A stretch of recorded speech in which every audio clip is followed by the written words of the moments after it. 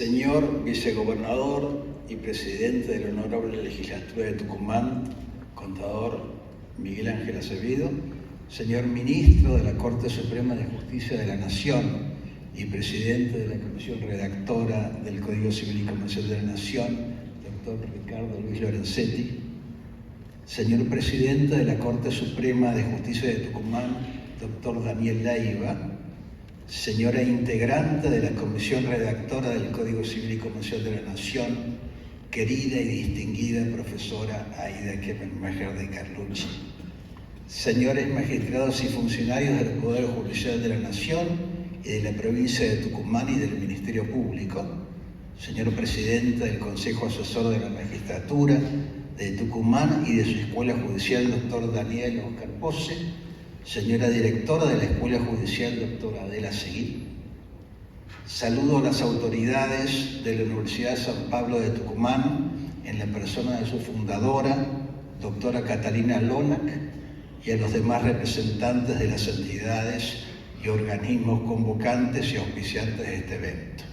Señores profesores, abogados, notarios, señoras y señores, queridos amigos. Estoy aquí por encomienda de las autoridades de la Universidad de San Pablo de Tucumán para hacer públicas las razones que fundamentan otorgar al doctor Ricardo Luis Lorenzetti la máxima distinción que puede ofrecer esta universidad en cumplimiento del imperativo ético de realizar un acto de justicia al reconocer institucionalmente lo que ya reconocen los centros ilustrados de nuestra República y del mundo. En este caso, la necesidad de efectuar esta laudatia es manifiesta, porque las razones que llevan a la Universidad de San Pablo de Tucumán a otorgar tan codiciada distinción exceden las formas limitadas del acto administrativo que lo sustenta. Para organizar mi exposición, me propongo contestar tres preguntas. ¿Quién es Ricardo Lorenzetti? ¿Qué logró para merecer esta distinción? Y finalmente, ¿cómo lo logró? Desde luego, el íter que propongo es solo una simplificación de la realidad, que es mucho más rica y compleja, tanto como lo es el ser humano que la genera. Ricardo Lorenzetti nació en 1955 en Rafaela, provincia de Santa Fe, que es la tercera en población de la provincia, y aunque es una ciudad pequeña en cifras, no lo fue para cobijar sus sueños. Esa es su patria chica, allí nació, allí vive y vuelve siempre allí. Esto nos habla de la estructura afectiva de Lorenzetti. Sus raíces no se desplazan, solo crecen sus ramas. Por ello, habiendo decidido seguir estudios de Derecho, se inscribió en la Universidad Nacional del Litoral, distante a 122 kilómetros de su domicilio. En la universidad, que es donde se consolidan las vocaciones y se ponen a prueba las capacidades, conoció a su principal mentor académico, el siempre recordado profesor Jorge Mossetti Turraspe. Pienso que ese conocimiento fue recíproco y potenció a ambos. El alumno obtuvo un faro más que una guía y el maestro pudo ver la descendencia de sus propias ideas. No la repetición de sus ideas, sino la evolución, el desarrollo. Vio germinar la semilla. ¿No es acaso lo que todos los profesores buscamos? Jorge Mossetti Turraspe lo consiguió y Ricardo Lorenzetti consiguió a Jorge Mossetti Turraspe, pensador, autor y orador habilísimo. En esos términos, Lorenzetti se graduó de abogado en 1978 y empezó su carrera profesional en la que cada escrito, cada consulta jurídica, cada artículo, cada conferencia constituían un examen. Y la feliz concurrencia de ambos también se expresó en el ámbito profesional, donde en alguna época compartieron la atención de un estudio jurídico. Ricardo creció al lado de su maestro, pero no a su sombra. Tal independencia sería carne décadas más adelante al arribar a la judicatura, pero entonces él no lo sabía. Fue así y para explicar todo lo que siguió debió ser así. En 1983 aparece su primera publicación, Notas sobre responsabilidad civil por omisión, en la revista Zeus de Rosario. Este es el inicio de uno de sus hábitos más arraigados y valiosos, escribir. Escribir, que en las palabras de Domingo Faustino Sarmiento es el complemento del saber, pues nos pone en la necesidad de organizar las frases y dar forma al pensamiento. Tal conclusión, aplicada a la ciencia del derecho, se potencia. Pensar y escribir para compartir la idea, la novedad, el problema jurídico o la solución, opera a modo de culminación de la ciencia jurídica, que como ciencia social tiene que proyectarse en hechos o ideas en la sociedad para la que fue pensada, aunque no sea en forma inmediata ni se direccione en línea recta. Debe germinar en la sociedad. También es de 1983 su tesis doctoral en la Universidad Nacional del Litoral sobre la responsabilidad civil del médico, con el padrinazgo de Mosé Iturraspe, que fue juzgada sobresaliente por los jurados María Josefa Méndez Costa, la muy querida y recordada Pepita, Anteo Ramela y Maurino Elida. A sus 31 años, en 1986, ganó por concurso el cargo de profesor adjunto de la Cátedra de Obligaciones en la Universidad Nacional del Litoral, lo que en mi conocimiento es el primer cargo docente relevante al que le siguieron otros de gran trascendencia.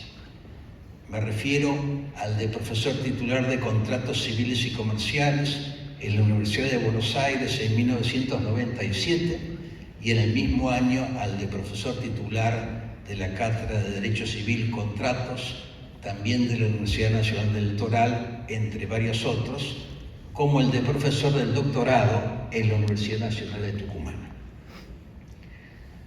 De los tres aspectos que hacen a su desempeño público, ya referí el inicio de sus publicaciones y el de su actividad docente. Paso ahora a mencionar otros dos logros de máxima trascendencia para luego ponderar qué hizo con todo ello.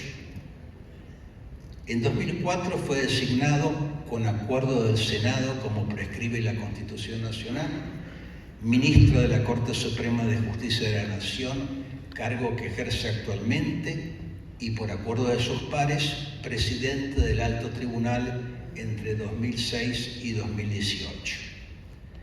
Más de 20 años como juez dejan una impronta importantísima en su personalidad y en la República, a la que siempre sirvió por mandato constitucional y con profunda convicción republicana.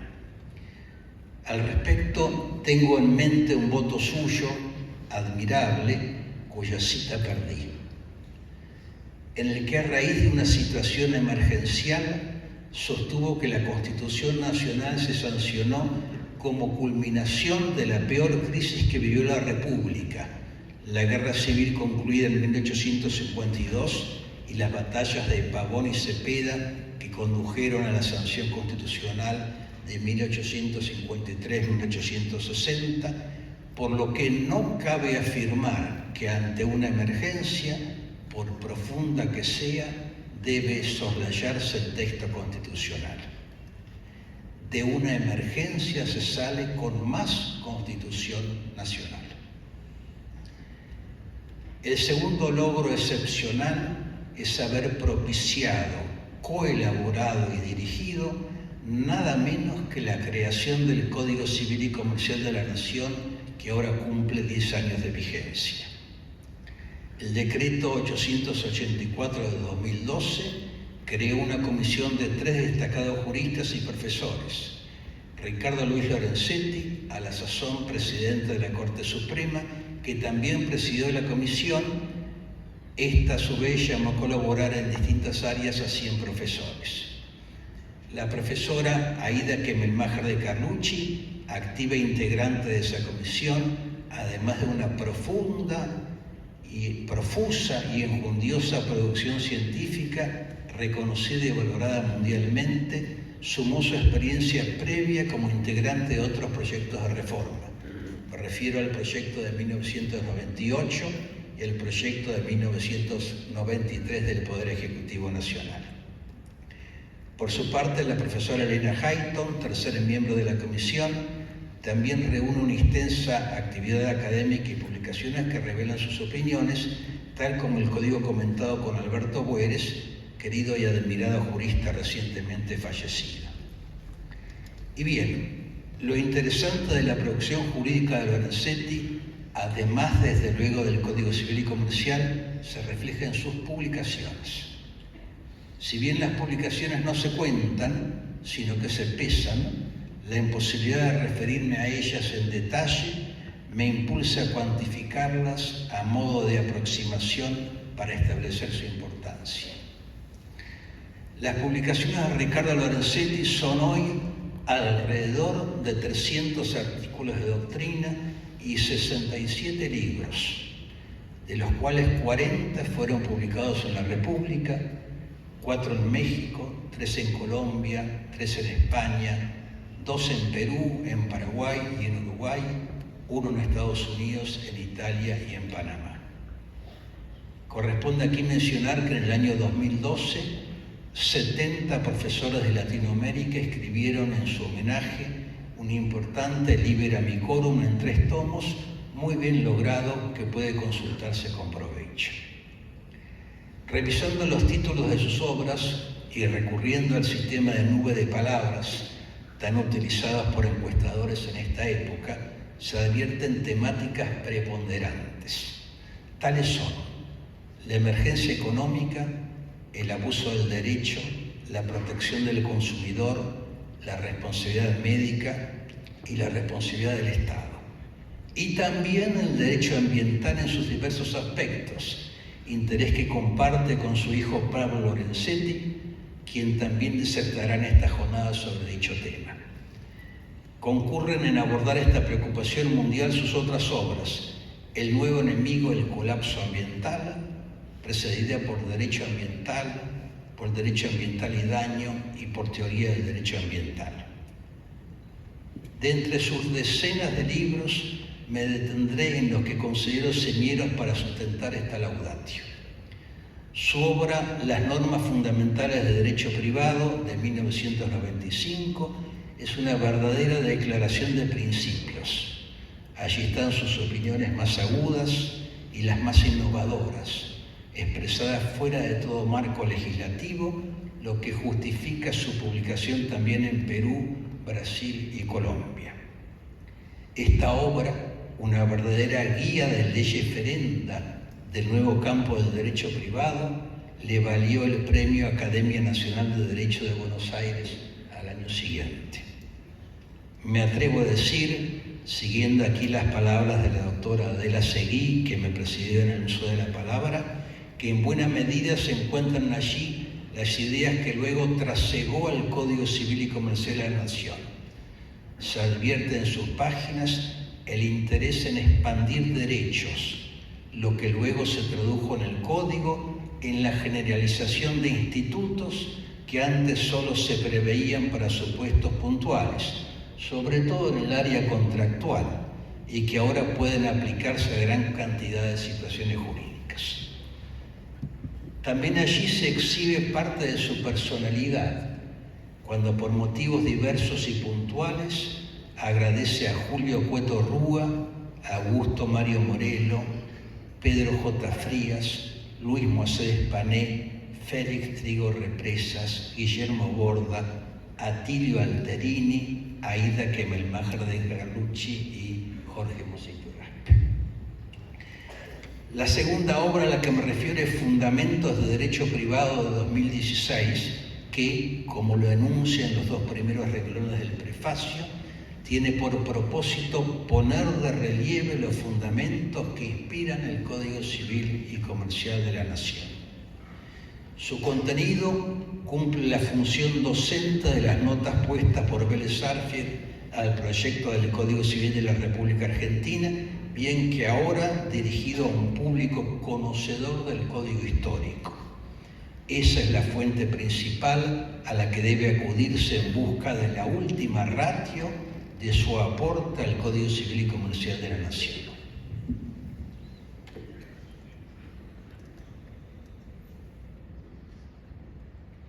La tercera obra que quiero destacar es su Tratado de los Contratos, que fue evolucionando desde una primera edición en 3 tomos en el año 2000.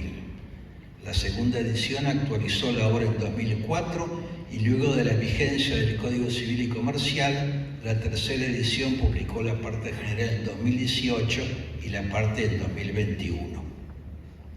Y posterior a la sanción de la Ley 26.994, su Código Civil y Comercial de la Nación comentado, utilísima obra que contó con la coordinación de Miguel Federico de Lorenzo y también Pablo Lorenzetti, uno de los 3 hijos de nuestro homenajeado, y la colaboración de varios destacados especialistas. Son 10 tomos que iniciaron la doctrina sobre el Código vigente. Finalmente, no puedo soslayar un libro que es diferente a todos los anteriores. Me refiero a El arte de hacer justicia, que en 10 capítulos y un epílogo sustancioso acerca el sistema judicial al público, ajeno a la ciencia jurídica, con el lenguaje llano y divertido. No se trata aquí de fundar nada. Las sentencias que allí se refieren están debidamente fundadas.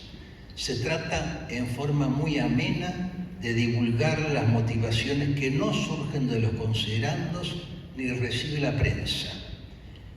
Quizás solo en parte pueden inscribirse a la par sus otras obras: La sentencia, teoría de la decisión judicial, y teoría de la decisión judicial, fundamentos de derecho, también en menor medida el derecho en acción, fallos de la Corte Suprema de Justicia de la Nación en los precedentes de un juez de la Corte. Resulta muy interesante la tarea de difusión encarada por Lorenzetti, que ya excede ampliamente lo estrictamente judicial. En mi opinión, su afán de crear y divulgar constituye la versión actual de educar al soberano.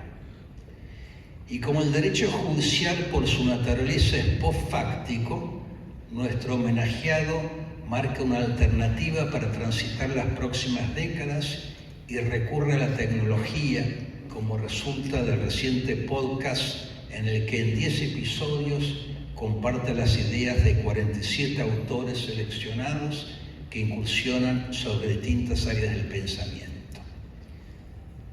En orden a su inserción científica en el exterior de la República y a su preocupación y ocupación por el futuro, destaco más puntualmente que nuestro homenajeado es miembro del Club de Roma, entidad señera a nivel internacional preocupada por el desarrollo de la sociedad y la protección del ambiente, que alcanzó gran divulgación a partir de la obra de Meadows and Meadows, Los límites del crecimiento, encargada al Instituto Tecnológico de Massachusetts en 1972.